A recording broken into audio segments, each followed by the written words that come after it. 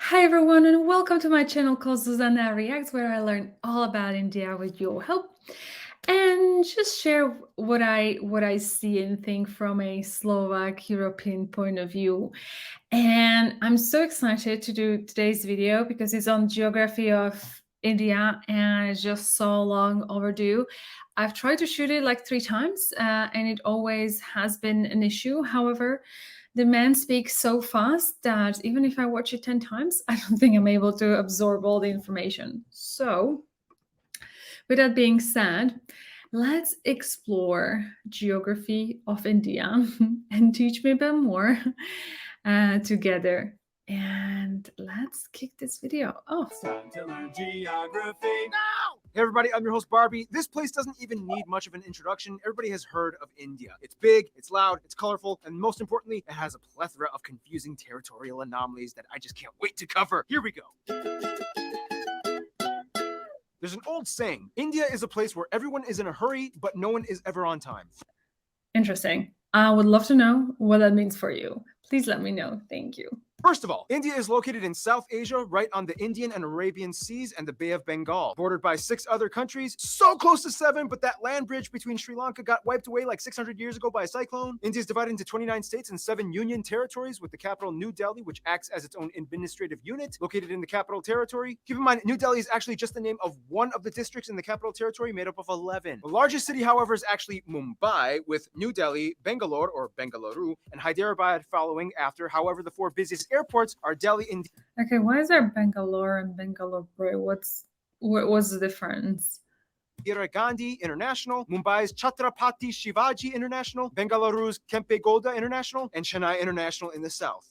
You know why I'm smiling. This is my favorite part of any episode we ever make. Territorial anomaly time. India is loaded with strange borders and deliciously complex demarcation lines. First of all, what exactly is a union territory? In the simplest way I can put this, union territories are places that are too distinct to be incorporated into a state, but too small to have their own local governments. The first one, of course, is the Delhi National Capital Territory, where the capital lies. Chandigarh is a post-independent city constructed to replace Lahore as the capital of the Punjab area after it was split up between India and Pakistan. Then you have the island territories, the smallest one, Lakshadweep, and the Andaman and Nicobar Islands. The Andaman Islands being home to one of the last uncontacted people groups on the planet, the Sentinelese tribe, whom have been hostile to visitors and are therefore left alone, as well as the Nicobar Islands, which actually used to be a short-lived colony of Denmark. Finally, the 3 remaining territories are former European colony towns and ports. Dadra and Nagar Haveli, Daman and Diu, which are separated by about 200 kilometers across the Gulf of Khambat, and the most confusing union territory, the French-speaking Puducherry, which is actually split up between 4 district cities across India: Karikal, Mahe, Yanaon, and Pondicherry. Pondicherry is strange because it has 11 enclaves within the Tamil Nadu state. And in this area, you can also... I mean, this, you guys, is like super duper confusing. Find that experimental hippie-ish commune with so cool. controversy. Look it up. And don't forget, here, the eastern states, also known as the 7 Sisters, are connected by this incredibly narrow 27-kilometer wide pathway known as the Siliguri Corridor. This pathway is like a crucial artery that completes the India puzzle. Or so you would think. Now let's discuss the juicy stuff. Now, in the China episode, I already talked about the disputed areas with India, such as Aksai Chin and Arunachal Pradesh, the latter pretty much just belonging to India as it's almost completely inhabited and operated by Indians. So let's move to the other disputes. Now, as of 2015, the Bangladesh episode is already outdated, as India and Bangladesh have finally come to an agreement over the frighteningly complex former enclave-exclave dispute. In the end, India only lost about 40 square kilometers of land to Bangladesh, and now only a few enclaves... So lost, you guys, so lost. ...and exclaves exist. Now let's head north. Now, when you try to draw the shape of India, you might want to be careful which depiction you use. Some might use this picture, some might use this, some might use this, and those that don't really study very well might use this. The point is, the whole area is like the most heavily militarized, diplomatically stressed out region on the planet. It's already had like 4 wars in the past half century. Basically, India, Pakistan, and to some extent China all want the entire area for themselves, although it's more of like a Pakistan-India thing. In the China episode, we already discussed the Chinese disputes with India, so I won't cover those in this episode. If you want to learn more, just watch the China episode. But anyway, this entire area was a former domain known as the princely state of Jammu and Kashmir that was under royal Maharaja rulers all the way up until independence. Currently, this place is split up by this fenced-off militarized line known as the line of control between India and Pakistan. Why is this? Well, in the quickest way I can put this... Okay, the British are out. We get to take your land. No, we want to be an independent princely state. We're supposed to take your land, and majority of your people are Muslim, just like us, even though your ruler is Hindu as well. Hey, India? Yeah? If you help me, I'll let you secede my territory to your land with autonomy. Deal. Ha! Your problem now! I love how Mike played India. He totally represents India. Oh, and keep in mind, Pakistan's capital, Islamabad, is less than 80 kilometers away from all that drama. The line of control meanders through the mountains until it stops at a point called NJ9842. This is where things get really crazy because from there you hit the Siachen Glacier, the second longest non-polar glacier in the world, Wow. and this is pretty much the dead man zone. After point NJ9842, you hit Why is it a dead man zone? Center Glacier. Dead man zone. Okay. the actual ground position line, a series of military outposts that extend all the way to the Chinese border. That means everything in this area is ground zero for the Indo-Pak tension. And you know, the crazy thing is What do you mean by ground zero for Indo-Pak tension? there's actually literally small towns of normal, regular civilians living in these areas high up in the mountains, many of which just go about daily life, going to work and raising their families. Otherwise, they have a river dispute with Nepal and various river islands disputed with Bangladesh. Outside of all the dispute stuff, though, India not only has the world's second largest road network and 3 of the world's top 10 megacities and their own space program, but they also have a copious abundance of landmarks and notable sites, way too many to list. But some of the ones that you guys, the Indian geography peeps, have told me to mention include places like the abandoned Danush Kodi Ghost City, Golconda Fort, the 4 pillars of Charminar, the Ajanta Buddhist art caves, the Ellora monolithic ruins, Mandu Fortress, the Golden Temple, which feeds over 100,000 people a day, Gol Gumbaz Mausoleum, the Kalavantin Durg Post, the ruins of Hampi, the hill forts of Rajasthan, Shatrunjaya Hill, which is basically like a mecca for Jains, the Temple of the Bodhi Tree, Jal Mahal, Bangart Fort, the most haunted place in India, Mahabat Maqbara, and keep in mind, just like in China, you can find a Great Wall of India in Rajsamand. Oh my God, you guys, you have Great Wall of India. Why is no one aware of this? I mean, all those sites look like, wow, 3 months in India will not be enough to go through and see all of this. Wow. It's just impressive. Why don't we know any of this here? There's also the Paritala Anjaneya temple with the largest statue in India depicting Hanuman, and at over 150 acres, the Sri Rangan Attaswamy temple, the largest Hindu temple in the world. Oh yeah, and there's also You know what? It reminded me a bit of architecture in Thailand, actually.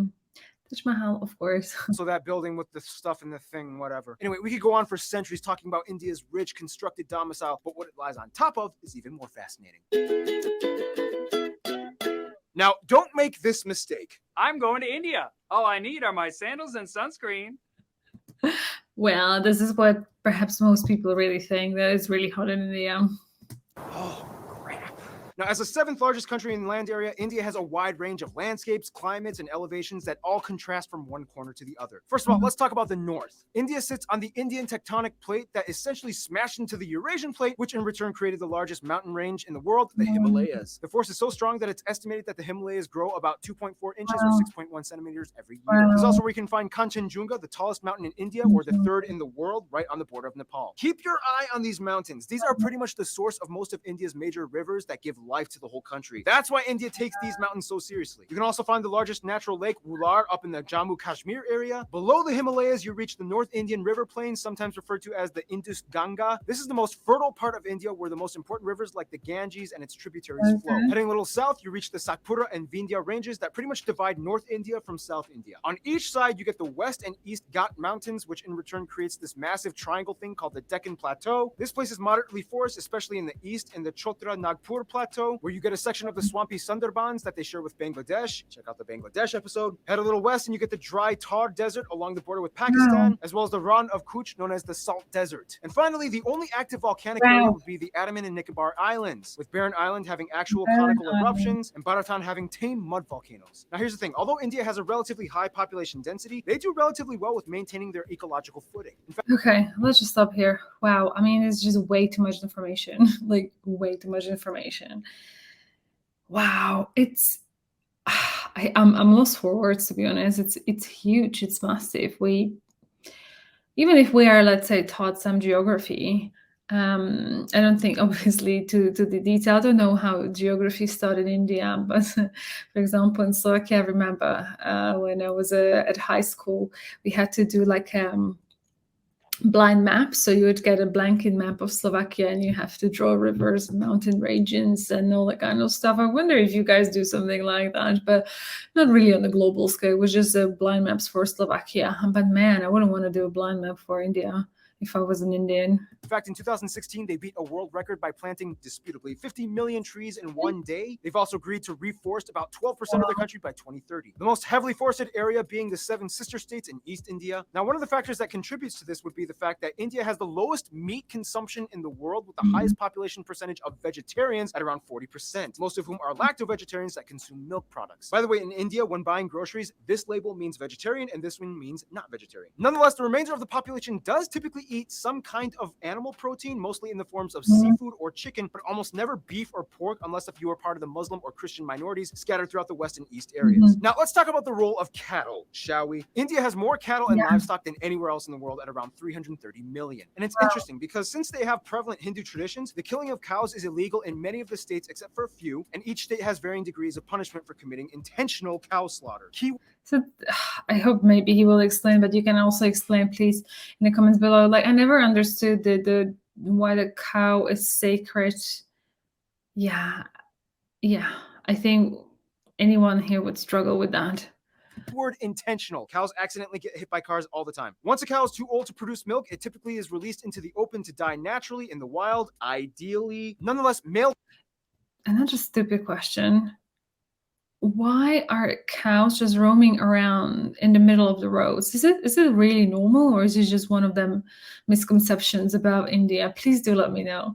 Cattle get it much worse, as they are deemed as kind of useless. Some places use them as draft animals for labor. Some religious sects use them as sacrifices, but otherwise they are typically sold to the underground market for beef or hides. To this day, there are about 6 times as many female cows as male cattle in India, so that means, yeah, something's happening to the males. Nonetheless, India does have the 3rd highest carbon emission rate after China and the US, 4th if you consider the EU. However, emission per capita, they rank pretty low at only about 2 kilotons per person. Contrast that with Qatar at about 40. There are 94 national parks, 501 animal sanctuaries across the country where you can find some of the national animals like the peacock, the Ganges River dolphin, the king cobra, the Indian elephant, and the highest population of Bengal tigers in the world, which are all highly protected. India also has the most irrigated land in the world, which allows them to become the #1 producer of multiple products like millet, bananas, lemons, limes, mangoes, ginger, chickpeas, milk, butter, fennel, jute, and about 75%.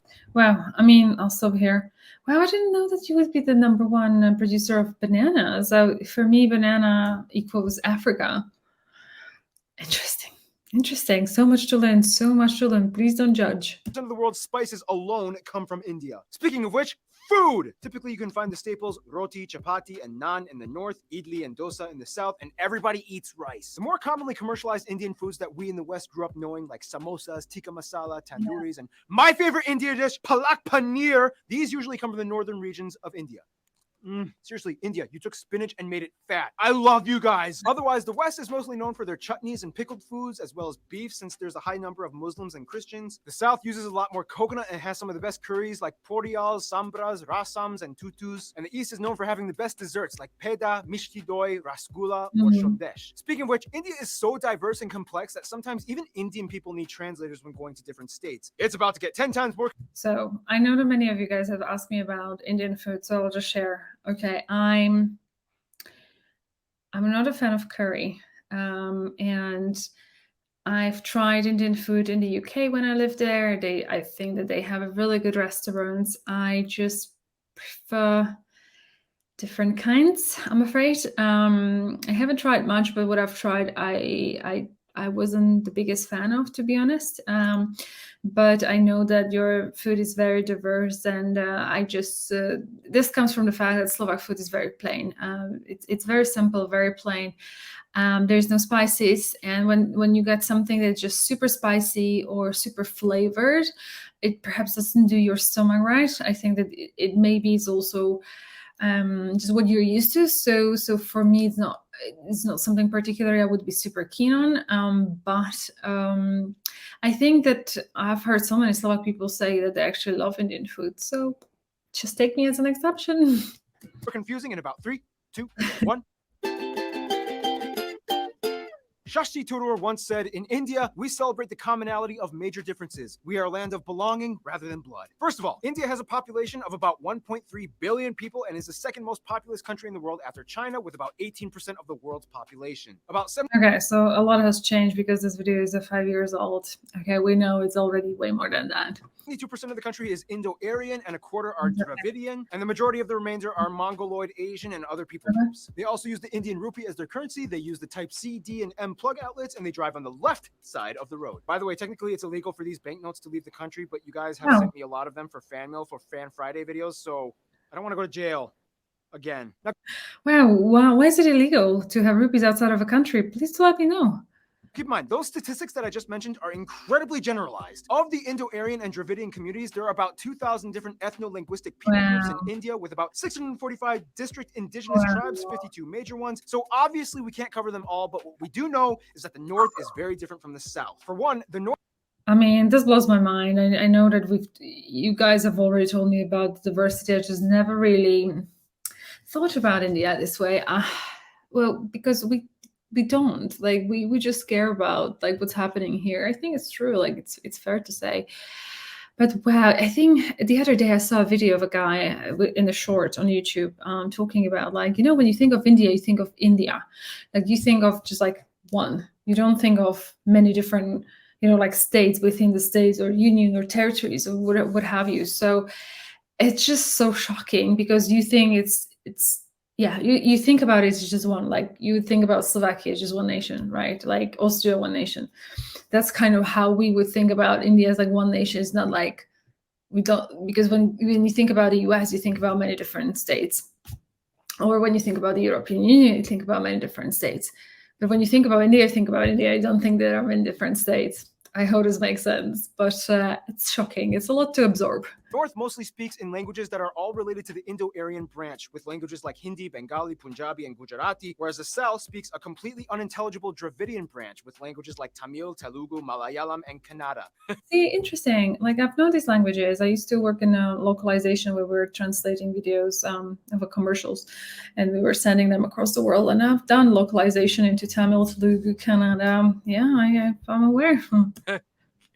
Otherwise, there's also pockets of Sino-Tibetan and Austroasiatic languages spoken in the far north and east. Wait, so how do they all like communicate with each other? Great question. Although India does not have an official language, there are 22 recognized national languages, and Wow. of these, 2 are the most prevalent, taught in schools and used by government officials: Hindi and English. And very often, these two are like mixed mid-sentence. It's weird. Don't be surprised if you hear someone speaking Hindi and then suddenly finishing off in English. It's like, And I was like, what this? And I was like trying to like, why are you even trying to do that? I know, right? And in the washing machine, I told them, a Bob Saget with a chainsaw. Now, of course, This is very interesting. It's very funny. So when you mentioned to me before about Romanian Romani gypsies here, they do speak like that. And actually, they have their own language, and then they go like something, and then that would be like washing, something, 300 pounds. You know, like I'm just saying pounds. They would say euros or whatever in Slovak. So I've been aware. In fact, I speak Slovak like that. I speak Slovak or English. Whatever is easier in Slovak, I say in Slovak. Whatever is easier in English, I say in English. Yep, guilty as charged. Me.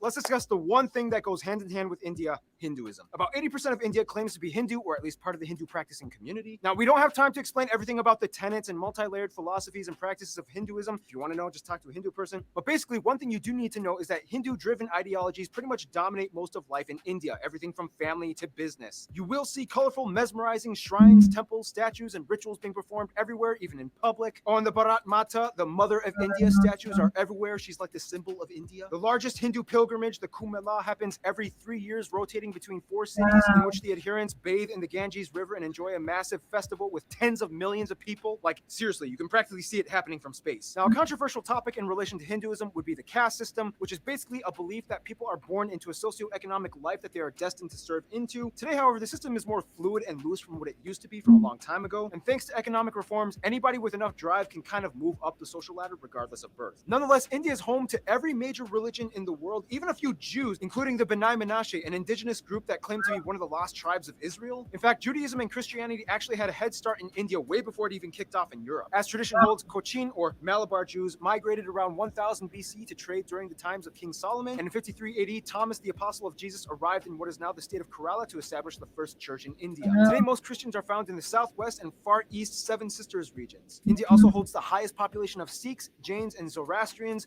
mostly found in the north. It's interesting, doesn't it correlate with like where India is the most developed? When when he talked about, let me just scroll back to there was this image.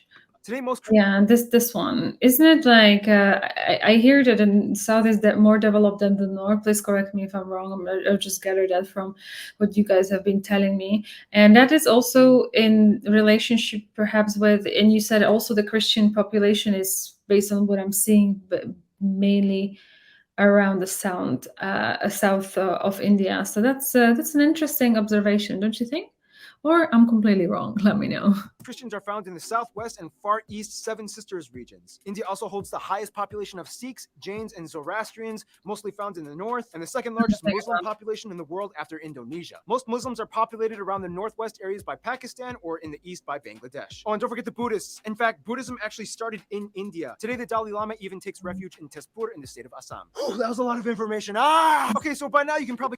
I mean, bless this guy, right? Like, he's just going for it. I tried to actually slow this video down, but I realized that his speed is abnormal, and I mean, I applaud him for the delivery, because this must have taken lots of energy. Get a grasp of how incredibly mixed and diversified India's population is, but what exactly holds the country together? Well, for one, you kind of have to understand Indian history, which will take way too long to explain, but in the quickest way I can put it, Indus Valley, Maurya and Gupta empires, southern empires, Golden Age, Middle Kingdoms, a ton of new religions come flocking in, the north fell to the Delhi Sultanate, the south became the Vijayanagara Empire, the Mughal Empire starts, British East India Company, direct British rule, nationalist movements, independence, republic, economic liberalization in 1991, and here we are today. Vijaya. Essentially, India used to be made up of around 500 smaller royal princely states, and when the British came in, they kind of exploited them to manage such a huge population. Although India is a democratic federal republic and the largest democracy in the world, the old royal families still exist today, and although they have no political power, they hold high positions of influence in their communities across India. That's interesting. You have royals? I had no idea India had a royal family. So tell me a bit more. Like, for example, obviously not your favorite, the British royal. They're very popular in the UK. Like, it's I feel like they live by that, people over there. So do you live by the royals? Are you interested? Do you know what they're happening? What is their role? I've kind of never heard of them. So, because obviously, like, when you have in the UK, like Prince Harry or William, they were just super popular, and they kind of showed the Brits like they kind of like a bit more humanely more connected with the people type of monarchy. But I would love to know about the royals in India, if that's like some aspirational family. So today, technically, you could meet someone that would be considered an Indian prince or princess. Wow. Nonetheless, the biggest thing that really united Indians in the past 2 centuries would probably be their hatred of British rule. It was kind of like, Well, this is not cool. yep. What do you say you and I work together and end this thing? Essentially, one good thing you could say that came out of imperialism was that it kind of stopped all the internal squabbling and unified the groups towards one common goal: to get rid of imperialism. Today, Indians are just proud to be Indian. I mean, a Tamil soccer player can get cheered on by a Rajasthani. A Punjabi pop star can sell out tickets in Orissa. Speaking of which, all Indians love movies and music. India has the second largest film industry in terms of volume, pumping out nearly 2,000 films per year. Surprisingly, Nigeria pumps out more. However, the box office revenues gross out at only about $2 billion annually compared to Hollywood at over 10 billion, but still, it's impressive. And keep in mind, it's not just Bollywood, but it's also Tollywood, Gollywood, Collywood, Pollywood, and so on. This is hilarious. So, no disrespect, but when I first time heard about Bollywood, I thought it was a couple of years ago. I was like, someone told me, like, there is such a thing as a Bollywood. I was like, is this a joke? And here we are. It's not a joke, and it's a real thing, making a lot of money. So good for you. There's like 20 different woods in India. Oh, and like every movie in India has at least one scene where everybody breaks out in song, and there's almost always a happy ending. Unfortunately, mainstream media has also put an aesthetic strain on many of the people, as it's almost become an obsession to be light or fair-skinned, causing people to go so far as to buy skin bleaching products. Some other So this is very interesting because I've worked in advertising. I learned about it through my time there, and I was shocked when I came to Thailand. I was shocked that there were lots of like skin bleaching products, and I don't. What is the obsession with being white? Like these types of products are just so no good for your skin. Like you ought to have a good skin, right? Like you should take care of your skin, not to destroy it.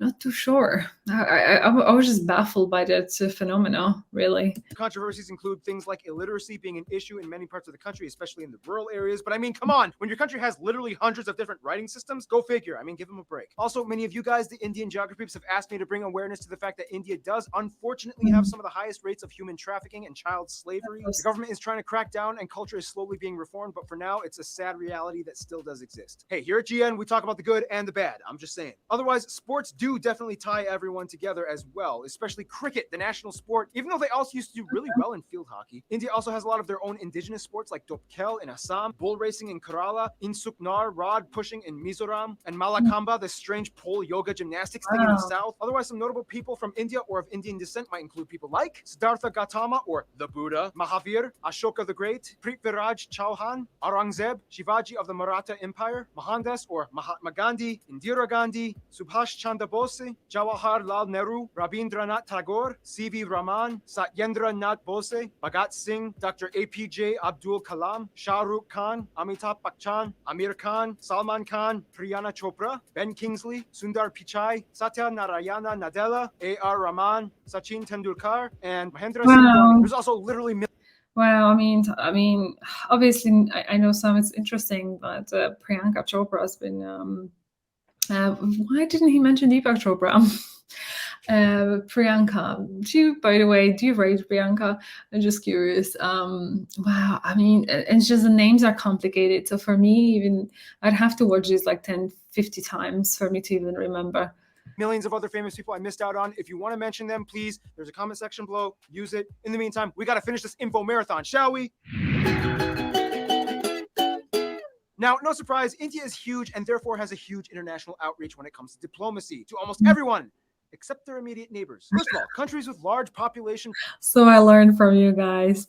Yep. Percentages of Hindus and Indians like Fiji, Guyana, Suriname, Trinidad and Tobago, Mauritius, and Malaysia typically stay close to India's roster of go-to friends. They enjoy cordial relations with trade. Now, the UK may have left on a sour note, but they still have a lot of ties to their former colonizer in terms of business and tourism. India is still part of the Commonwealth, not Commonwealth realm, there's a difference, and the UK has over 1.5 million citizens of Indian descent. No idea about what the difference is. As mentioned in the China episode, China is kind of like India's I'm only here to do business with you and nothing else friend, as drama still hasn't subsided in regards to the territory Okay, so China is like a frenemy. I get it. conflicts. Now, when it comes to the U.S., things started kind of sour back in the 70s during the Indo-Pak War of 1971, when the U.S. sided with Pakistan, their arch nemesis. Today, relations have cooled off. Mostly, the U.S. supports India's move towards democracy and is a key ally in the military conflicts in the Middle East. When it comes to their best friends, however, most of the Indians I talked to have said Russia and Bhutan. Russia because during the Indo-Pak Wars, Russia came in and supported them, and ever since then, each country has held a high position of respect for the other, especially as global superpowers. Bhutan and India signed a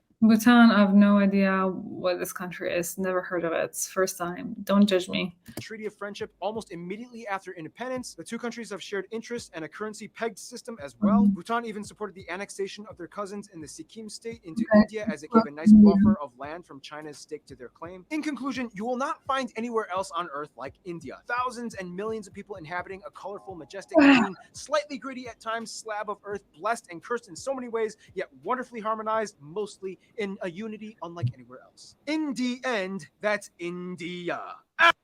Oh wow. What can I say?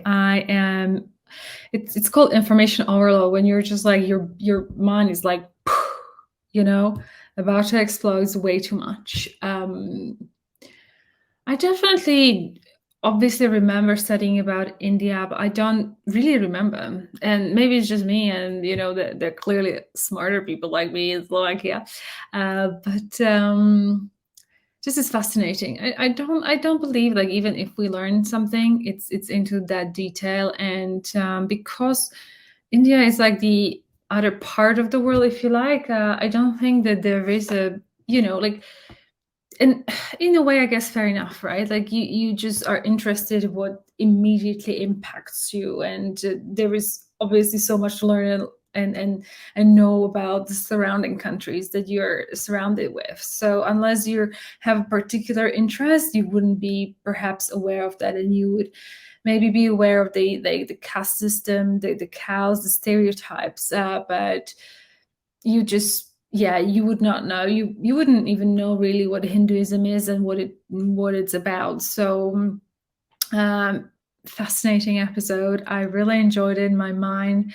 I feel like I can watch it for another 20 times and I still will be like, "Phew," and the men speak so fast. But thank you so much for sticking out with me. And yeah, if you enjoyed this video, please give it a like and share and subscribe. And I hope to see you in the next one. Until then, you take care and bye-bye.